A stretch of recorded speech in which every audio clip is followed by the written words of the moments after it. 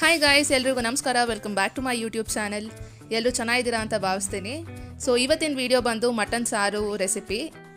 So ಈ recipe ಬಂದು ಅಮ್ಮ ಮಾಡಿದ್ದು, ಹಾಗೆ ನಿಮ್ಮ ಜೊತೆ ಶೇರ್ ಮಾಡೋಣ ಅಂತ ವಿಡಿಯೋನ ಕ್ಯಾಪ್ಚರ್ ಮಾಡಿದ್ದೀನಿ. ಮಟನ್ ಕೈಮಾ ಉಂಡೆ ಸಾರು ಕೂಡ ಹೇಗೆ ಮಾಡೋದು ಅಂತ ನಾನು ಆಲ್ರೆಡಿ ಅಪ್ಲೋಡ್ ಮಾಡಿದ್ದೀನಿ ವಿಡಿಯೋನ. ಸೊ ನಿಮಗೆ ಬೇಕಿದ್ರೆ ನಾನು ಐ ಬಟನಲ್ಲಿ ಹಾಕಿರ್ತೀನಿ, ಇಲ್ಲಾಂದರೆ ವಿಡಿಯೋ ಲಿಂಕ್ನ ನಾನು ಡಿಸ್ಕ್ರಿಪ್ಷನಲ್ಲಿ ಹಾಕಿರ್ತೀನಿ. ಸೊ ಬೇಕಿದ್ರೆ please to check it out. So ಇವಾಗ ಇಲ್ಲಿ ಮಟನ್ ಸಾರು ಯಾವ ರೀತಿ ಮಾಡೋದು ಅಂತ ನೋಡೋಣ ಬನ್ನಿ.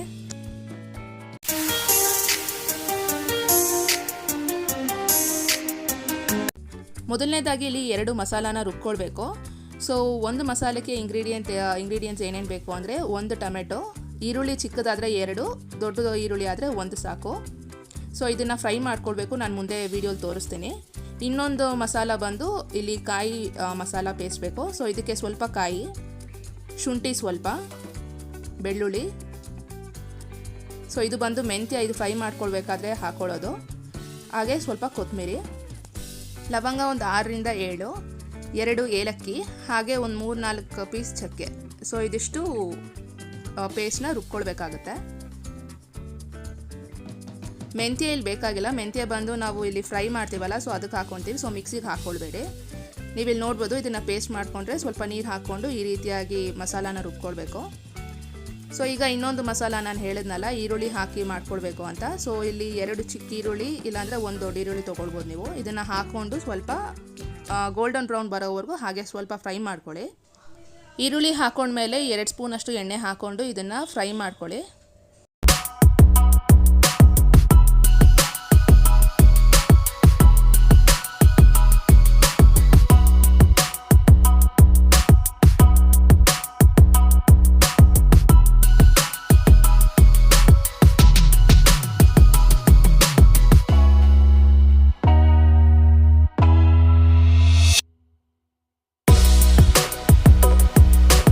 ಈಗ ನೀವಿಲ್ಲಿ ನೋಡ್ಬೋದು, ಈರುಳ್ಳಿ ಗೋಲ್ಡನ್ ಬ್ರೌನ್ ಕಲರ್ ಬಂದಿದೆ. ಸೊ ಫ್ರೈ ಆಗಿದೆ. ಇದಕ್ಕೀಗ 1.5 ಸ್ಪೂನಷ್ಟು ಧನಿಯಾ ಪೌಡರ್, 2 ಸ್ಪೂನಷ್ಟು ರೆಡ್ ಚಿಲ್ಲಿ ಪೌಡರ್, ಹಾಗೆ ಸ್ವಲ್ಪ ಅರಿಶಿನ. ಸೊ ಇದಿಷ್ಟನ್ನು ಹಾಕೊಂಡ್ಮೇಲೆ ಸ್ಟವ್ನ ಆಫ್ ಮಾಡ್ಕೊಂಡ್ಬಿಡಿ. ಡ್ರೈ ಪೌಡರ್ಸ್ ಎಲ್ಲ ಹಾಕಿದ್ಮೇಲೆ ಈ ಒಂದು ಮಿಶ್ರಣ ಸ್ವಲ್ಪ ತಣ್ಣಗಾಗಲಿ. ಇದಾದಮೇಲೆ ಮಿಕ್ಸಿ ಮಾಡ್ಕೊಳ್ಳಿ. ಸೊ ಮಿಕ್ಸಿಗೆ 1 ಟೊಮೆಟೊ ನಾನು ಆಗಲೇ ತೋರಿಸಿದ್ನಲ್ಲ, ಸೊ 1 ಟೊಮೆಟೊನ ಹಾಕ್ಕೊಳ್ಳಿ. ಟೊಮೆಟೊನ ಫ್ರೈ ಮಾಡೋ ಅವಶ್ಯಕತೆ ಇಲ್ಲ, ಅದಕ್ಕೋಸ್ಕರ ಡೈರೆಕ್ಟಾಗಿ ಈ ಒಂದು ಮಿಶ್ರಣದ ಜೊತೆನೇ ಮಿಕ್ಸಿಗೆ ಹಾಕ್ಕೊಳ್ಳಿ 1 ಟೊಮೆಟೊನ.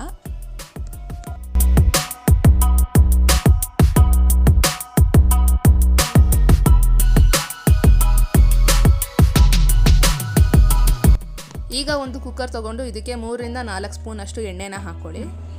ಎಣ್ಣೆ ಸ್ವಲ್ಪ ಬಿಸಿ ಆದಮೇಲೆ ಇದಕ್ಕೆ ಒಂದು ಚಿಕ್ಕದಾದ ಈರುಳ್ಳಿನ ಹಾಕ್ಕೊಳ್ಳಿ. ಚಿಕ್ಕದಾಗಿ ಚಾಪ್ ಮಾಡಿರುವಂಥ ಈರುಳ್ಳಿನ ಹಾಕ್ಕೊಂಡು ಸ್ವಲ್ಪ ಫ್ರೈ ಮಾಡ್ಕೊಳ್ತಾ ಬನ್ನಿ. ಹಾಗೆ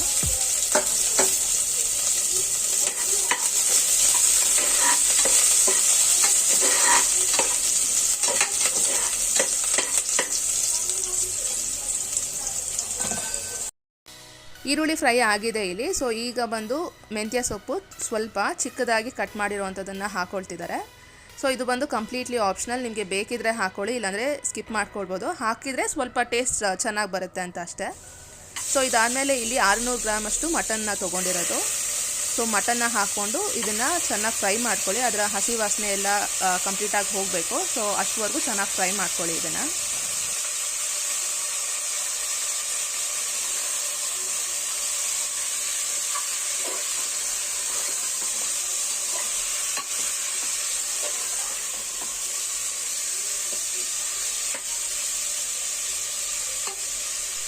ಮಟನ್ ಬಂದು ಎಣ್ಣೆಯಲ್ಲಿ ಚೆನ್ನಾಗಿ ಒಂದು 3ರಿಂದ 4 ನಿಮಿಷದವರೆಗೂ ಚೆನ್ನಾಗಿ ಫ್ರೈ ಮಾಡ್ಕೊಳ್ಳಿ ಇದನ್ನು.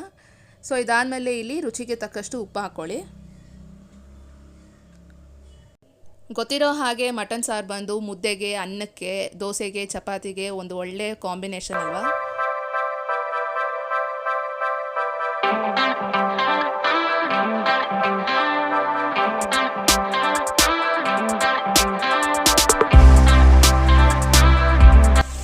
ನೀವೀಗ ನೋಡ್ಬೋದು, ಇಲ್ಲಿ ಮಟನ್ ಚೆನ್ನಾಗಿ ಫ್ರೈ ಆಗಿದೆ. ಸೊ ಈಗ ಬಂದು ಇದಕ್ಕೆ ಮಸಾಲ ಪೇಸ್ಟ್ನ ಹಾಕ್ಕೊಳ್ತಿದ್ದೀವಿ. ಸೊ ಈ ಮಸಾಲೆಗೆ ನಾನು ಆಗಲೇ ತೋರಿಸಿದಾಗೆ ಈರುಳ್ಳಿ, ಟೊಮೆಟೊ 1, ರೆಡ್ ಚಿಲ್ಲಿ ಪೌಡರ್, ಧನಿಯಾ ಪೌಡರ್, ಹಾಗೆ ಸ್ವಲ್ಪ ಅರಿಶಿನ ಹಾಕಿ ರುಬ್ಕೊಂಡಿರುವಂಥ ಮಸಾಲ ಇದು. ಸೊ ಇದನ್ನು ಹಾಕಿದ ಮೇಲೆ ಚೆನ್ನಾಗಿ ಫ್ರೈ ಮಾಡ್ಕೊಳ್ಳಿ ಇದನ್ನು. ಸೊ ಈ ಒಂದು ಮಸಾಲೆಲೇ ಮಟನ್ ಚೆನ್ನಾಗಿ ಫ್ರೈ ಆಗಬೇಕು. ಉಪ್ಪು ಖಾರ ಎಲ್ಲ ಚೆನ್ನಾಗಿ ಮಟನ್ಗೆ ಈ ಒಂದು ಮಸಾಲೆಯಿಂದನೇ ಚೆನ್ನಾಗಿ ಹಿಡಿಯೋದು.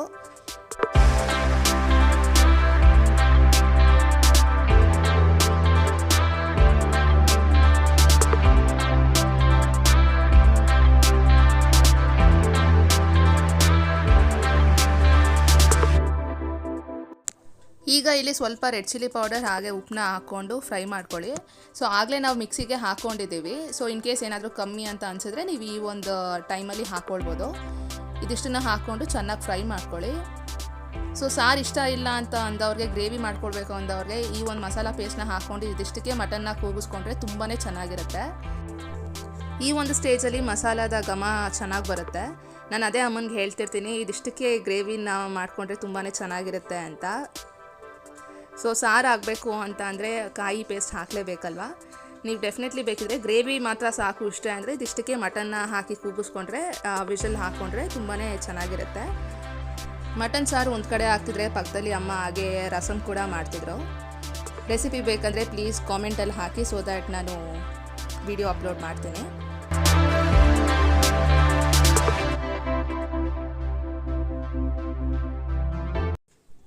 ಈಗ ಇದಕ್ಕೆ ಸ್ವಲ್ಪ ನೀರನ್ನ ಸೇರಿಸ್ಕೊಳ್ಳಿ. ಅಂದರೆ ಮಿಕ್ಸಿಲಿ ಸ್ವಲ್ಪ ಮಸಾಲ ಇರುತ್ತಲ್ಲ, ಸೊ ಅದಕ್ಕೆ ಸ್ವಲ್ಪ ನೀರು ಹಾಕಿದರೆ ಸೊ ದ್ಯಾಟ್ ವೇಸ್ಟ್ ಕೂಡ ಆಗಲ್ಲ ಮಸಾಲ.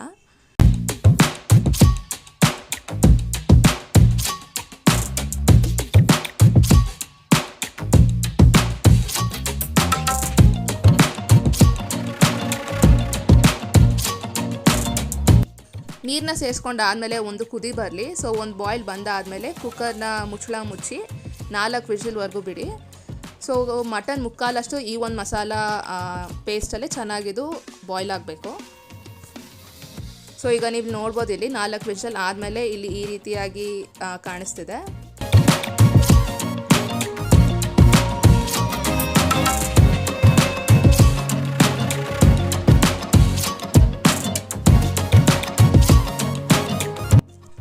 ಈಗ ಇಲ್ಲಿ ರುಬ್ಕೊಂಡಿರುವಂಥ ಕಾಯಿ ಮಸಾಲಾನ ಹಾಕ್ಕೊಳ್ತಿದ್ದಾರೆ.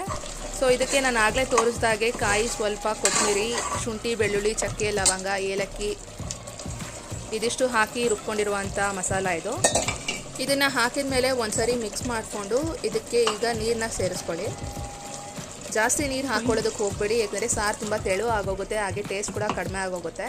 ಸೊ ನೋಡಿಕೊಂಡು ನೀವು ನೀರನ್ನ ಸೇರಿಸ್ಕೊಳ್ಳಿ ಇಲ್ಲಿ.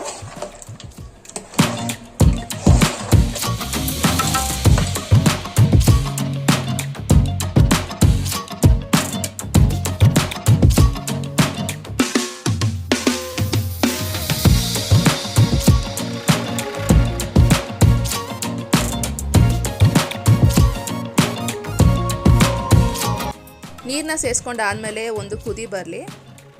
ಹಾಗೆ ನೀವಿಲ್ಲಿ ನೋಡ್ಬೋದು ಸಾರಿನ ಕನ್ಸಿಸ್ಟೆನ್ಸಿ ಹೇಗಿದೆ ಅಂತ. ಸೊ ಈ ಕನ್ಸಿಸ್ಟೆನ್ಸಿಲಿ ಇದ್ದರೆ ಕರೆಕ್ಟಾಗಿರುತ್ತೆ.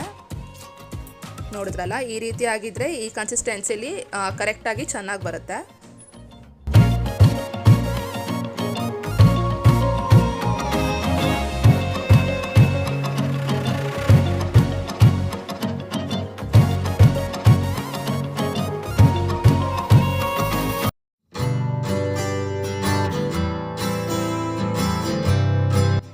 ಇದಾದಮೇಲೆ ಕುಕ್ಕರ್ನ ಮುಚ್ಚಳ ಮುಚ್ಚಿ ಒಂದು ವಿಷಲ್ ಬಿಡಿ. ಸೊ ಇದಾದರೆ ಮಟನ್ ಸಾರು, ಸಖತ್ ರುಚಿಯಾಗಿರುವಂಥ ಮಟನ್ ಸಾರು ರೆಡಿ ಆಗುತ್ತೆ. ನೀವೆಲ್ಲಿ ನೋಡ್ಬೋದು.